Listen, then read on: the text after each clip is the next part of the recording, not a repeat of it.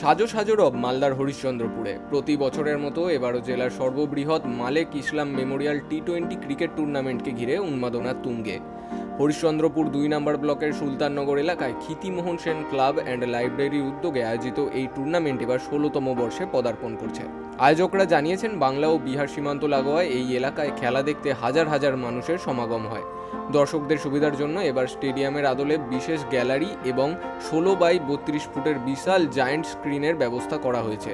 Pitch curator Guddu খানের তত্ত্বাবধানে মাঠ তৈরির কাজ এখন শেষ পর্যায়ে। টুর্নামেন্টের অন্যতম পৃষ্ঠপোষক তথা জেলা পরিষদের সদস্য বুলবুল খান জানান, এবারের আসরে ভারতের বিভিন্ন প্রান্ত থেকে শক্তিশালী দলগুলি অংশ নিচ্ছে। অঙ্কুশ সিং, কামরান খানের মতো নামী খেলোয়াড়দের মাঠে দেখা যাবে। তবে শুধু বিনোদন নয়, সামাজিক দায়বদ্ধতা থেকেও বিশেষ উদ্যোগ নেওয়া হয়েছে। সুলতাননগর কেএমএস ক্লাবের পরিচালনায় মালেক ইসলাম মেমোরিয়াল টুর্নামেন্ট, এটা 16তম ইয়ার। আর এখানে এবার প্রচণ্ড ভালো প্লেয়ারগুলো, ইন্ডিয়ার যত ভালো প্লেয়ার এবার আপনারা কিন্তু এই মাঠেই দেখতে পাবেন। প্রথম দিনই শুরুয়াতে শিলিগুড়ি চামুন্ডা ব্রাদার্স ভার্সেস বিহারের সবথেকে বড় টিম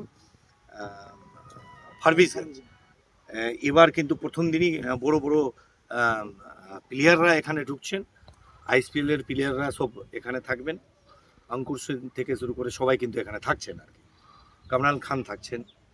তো খুব ভালো টুর্নামেন্ট। আর আমরা চমক দেওয়ার চেষ্টা করছি। এখনও আমাদের ফাইনালাইজড হয়ে পারেনি কি কোন কাদেরকে নিয়ে আসবো এই মাঠে। তবে আমাদের আসে, সববারই আসে, এবারও আসবে। আর এবার আমরা এই পাশেই একটা ক্যাম্প করেছি, যেখানে রক্ত পরীক্ষা থেকে শুরু করে এখানে ইসিজি থেকে শুরু করে সব রকম ব্যবস্থা করা আছে। ডাক্তার এখানেই বসবে। আমাদের 7 দিন এখানে ক্যাম্প চলবে আর কি। মাঠ সংলগ্ন এলাকায় টানা 7 দিন চলবে ফ্রি মেডিকেল ক্যাম্প, যেখানে সাধারণ মানুষ বিনামূল্যে স্বাস্থ্য পরিষেবা পাবেন। সব মিলিয়ে 7 দিনব্যাপী এই ক্রিকেট মহাযজ্ঞকে ঘিরে এখন উৎসবের আমেজ গোটা সুলতাননগর জুড়ে। মালদা থেকে শানু ইসলামের রিপোর্ট, বিগ নিউজ বাংলা।